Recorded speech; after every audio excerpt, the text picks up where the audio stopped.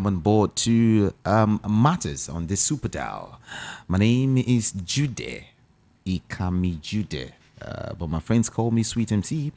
All right, check your time now. It's 12:44 p.m. already. Okay, and with me is a former commissioner of police. He's just right here. I told you he's gonna be here today, right? And he is just right here in the studio. Beautiful afternoon to you, sire. Good afternoon to you and the listeners. Welcome. All right. CP, let's just take it from here. Let's talk about maybe touch on the unemployment rate in Nigeria. According to KPMG, Nigeria's unemployment rate is gonna hit 41% in 2023. Yeah, the unemployment rate is gonna hit 41% in 2023. Maybe I should also go through this document, for us to better understand what I am talking about. Now, KPMG has stated that the Nigerian unemployment rate had increased to 37.7% in 2022 and will further rise to 40.6% due to the continuing inflow of job seekers in the job market. Okay, the multinational consulting firm, in a newly released report tagged KPMG Global Economic Outlook Report, first quarter 2023, said unemployment will continue to be a challenge due to the slower than required economic growth and the inability of the economy to absorb the 4 to 5 million new entrants into the Nigerian market every year. But CP, it's all about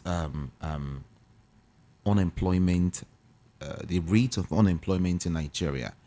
When you go out there every day, people tell you there are no jobs in Nigeria. I mean, I don't know if you also see it that way. Some says there are jobs, it's just for some particular set of people. Those are the people who get jobs easily. Those who know the big ones on top, the guys at the top. But some will still tell you, I don't think there are jobs in Nigeria. How do you see it? Let's start from there. Yes, concerning what the multinational consulting firm has just revealed, that is exactly the situation on ground. You don't expect such a giant, on economic and policy matters to just come up and give whatever statistics without using the appropriate template to do their analysis and come up with the exact situation of things. That information given by them is accurate, or is very, very, very, if it is not 100% accurate, it is very close to that. 41%. Yes, of course. 41%. And you consider accurate? Yes. It is really worrisome. It's scary. Though, sometimes when such statistical positions are dished out, it is not usually 100% correct, but it is, in good number of times, close to it. In other words, they are just giving you the reality on ground. And something drastic has to be done. The report again said that in 2024, that's next year, the unemployment rate will grow to 43%, while inflation will accelerate to about 20.3% in 2023 and 20.0% in 2024. But the big deal here for me is that it will grow to 43%. So is it that it will keep growing the unemployment rate in Nigeria will keep growing. Now, the question number two is, what is the federal government, or what is the government, our government, doing about this? What do you think the government should be doing? Okay, maybe I should put it that way. Should be doing as it is right now. Well, like one of the indices for that increase in unemployment is hinged on economic growth. If your economy grows, it will give an avenue or opportunity for people to get jobs. And just like the follow-up question, what is the federal government doing about it? Globally, the government at various levels are not expected to provide 100% employment. What is the private sector for? You don't expect the government to absorb 100%. The private sector also absorb people. They engage people and by way of giving them employment. But the government can only come in with policies that will favor diversification. And once you diversify your economy and have some level of growth, a lot of more people will be engaged. That is where you can see the level of unemployment gradually sliding down. And for you to also achieve that, you need to look at areas like agriculture, Okay. and emphasis on skill acquisition, whereby the teeming youth will be able to even engage themselves on basis of this self-employment. It will reduce that pressure on everybody looking towards white-collar job. The way things are now, even in other developed climes, people are not looking in the direction of government employing them or in the area of white-collar jobs. It is, private enterprise, whereby the incentives are there. You now create jobs by yourselves and grow the whatever business you're doing or whichever investment you have put on ground. But what I'm trying to say in essence is that the emphasis should be more on industries and agriculture. No matter the scale of industry, you can start from small scale industry. The bottom line is for you to be producing. Once you're producing, and the market is there because we have very large population. So there's nothing you produce that will not be consumed. Then as you're doing that, at the same time, you should be thinking of things that can get us foreign exchange inflow, because that is another area that can help you in the growth of your economy. If you are producing and exporting to both West African sub-region, other African countries, and even beyond, and especially this African Continental Free Trade Agreement that they've signed in Addis Ababa. If the thing will come up, not just paper, let it come up actualized, then the free trade will flow. It will make a lot of people to go into production and export. And as you're exporting, you're earning foreign exchange, and that will help to booster whatever foreign reserve we have, so that we don't be totally or almost totally dependent on oil. Being totally dependent on oil makes us purely a monocultural economy, and it's not helping matters, because you find yourself, susceptible to vagaries of the oil politics, both by OPEC and non-OPEC countries, because it will affect your quota in terms of oil production. At the same time, when the price drops, maybe slightly or even drastically, you're badly affected. It affects your naira, the value of your Well, naira. I will still touch on these the issue of oil, in Nigeria, Yes, oil production. oil production in Nigeria. Yes. Then, as regards these unemployment issue, I want to also chip in the fact that, or in case you don't know, let me let you know that two companies, I mean, the federal government and two other persons or companies, are about to sign agreement for the reconcessioning of Lagos Trade Fair Complex. Let's get to the trade fair now. The Bureau of Public Enterprises, has signed a tripartite agreement with Spotman Freight Services Limited and Lagos International Trade Fair Complex to lease a portion of the complex to the Freight Service Company.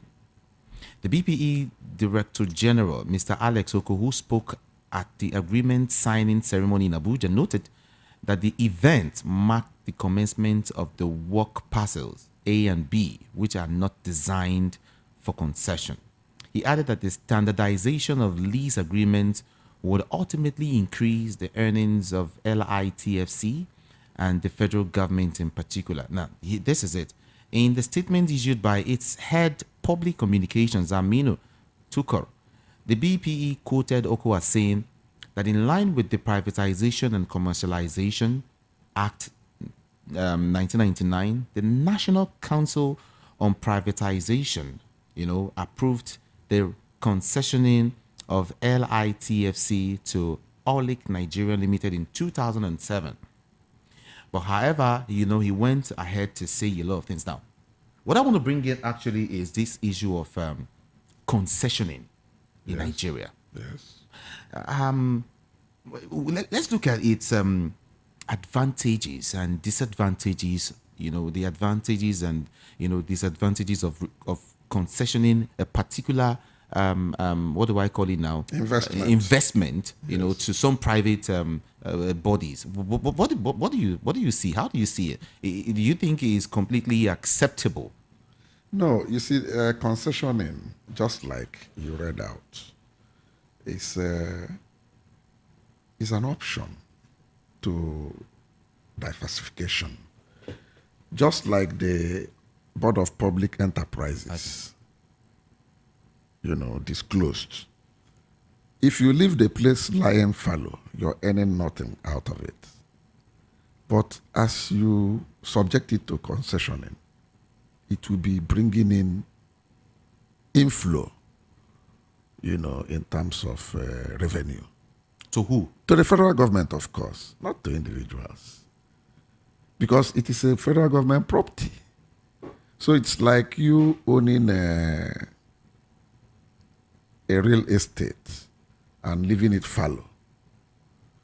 If you leave it fallow, it depreciates. You're earning absolutely nothing on it. But the moment you decide to concession it, whoever you are concessioning it to is not going to stay there for free. Number one, the person will condition the place depending on terms of agreement, and then will be paying you regularly for the use of the facility. And that's almost immediately, or after. It depends on the time, the agreement. Yes, it depends on the terms of agreement. It could be short term, it could be medium term, but it's subject to review, no matter how. What I'm saying is some see it as these toll gate issues in Lagos. Yes. Toll gate, not even in Lagos. Across the federation. Across the federation. Yes. There was a time we learned that toll gate might come back, might resurface. Okay. And some persons were like, no. It was that era. It's not going to work now. No, you see, let me tell you one thing. It failed that time because they didn't pay particular attention on the workings of tolling. Go to overseas. They have tolls in the U.S. In virtually all the states in the U.S. They toll, especially the highways. And it is the revenue you get from tolling is what you use in maintaining those roads. And that is why you hardly see a pothole in interstate highways in the US. Even in the local roads, it is revenue they generate from tolling. Yes, it adds a lot to it. But that of Nigeria was something else. They viewed it as sort of a political patronage for party supporters, and there seems not to be transparency as at that time to it. So they didn't see much that was coming out from it. And above all, the public outcry then that they didn't see the essence of this tolling. Because it was... Is that the transparency you're talking about? Yes, exactly. Then it was alleged that the government seemed not to be getting much from it. Because once you concession, you have an agreement, it's subject to a lot of factors.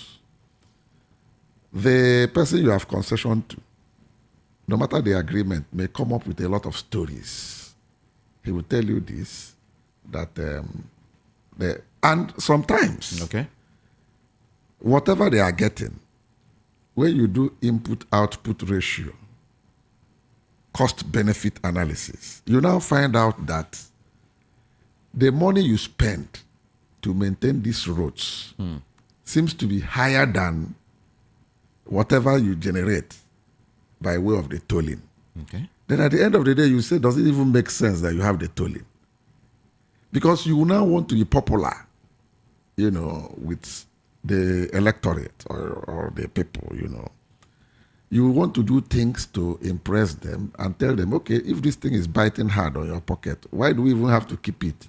Let us clear off the toll gate. And you now want to be, come up with a welfarist package, kind of. But at the end of the day, it's somehow obnoxious to the economy and to the system, to the financial system. Okay. So for you to get it right, I think it is better in a lot of government investments. You get the professionally technical people to come and do critical analysis on them and come up with advice to the government on enterprises and investments to be concessioned. And at the long run, or at the end of the day, the government will go better than what we're having now. With the level at which the government is really making things work, Yes. or okay, maybe I should say it the other way, straight up. With the way our roads are like right now, Yes. do you think it's possible for this toll gates and all of that to come back again? Why not? You can bring them back and at the same time concession them. You work it out with whichever company or companies that you are concessioning to. This is our projection. This is what you're going to... Here comes this concessioning thing you've been talking about. Yes. Must it be concessioned? You want to do it directly by government?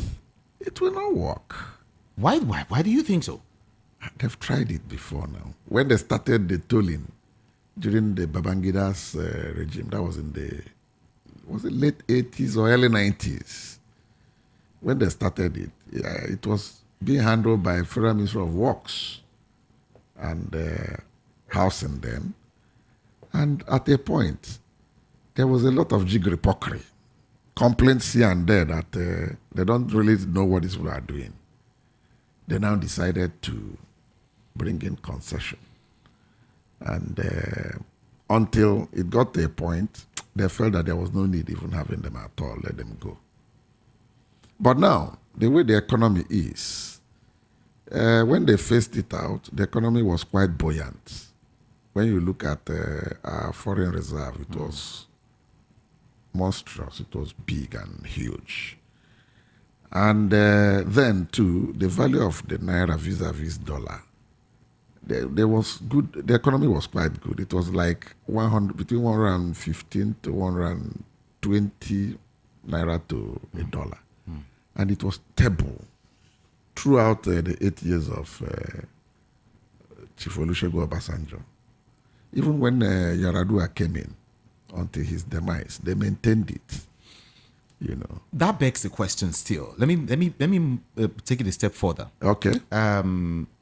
It's when you see government facilities across the country. Yes. It's always not how it's supposed to be. Yes. It's always, if not dilapidated, or you'll see that it's not in shape. For instance, the government hospitals. Mm-hmm.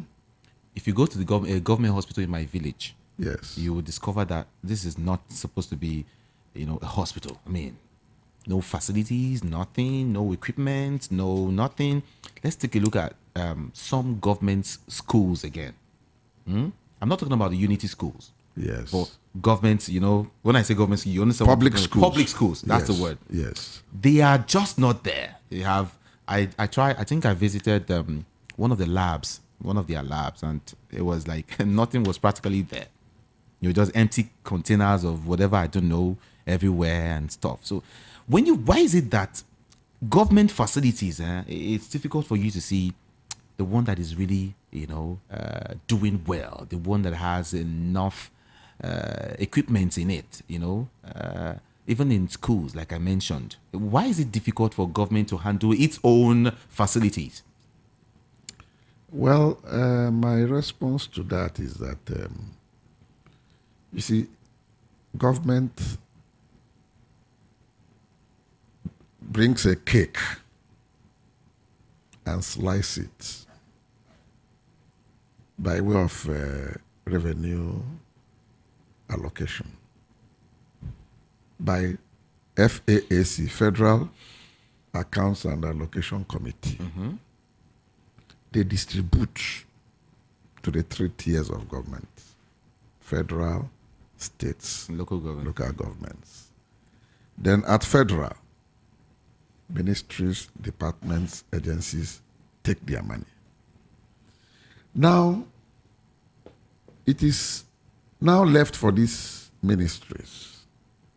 Let me narrow it down to education, the one you have just mentioned. Okay. We can still go to health All from right. there. All right. When it comes, you look at what you have in the basket and know which areas to prioritize.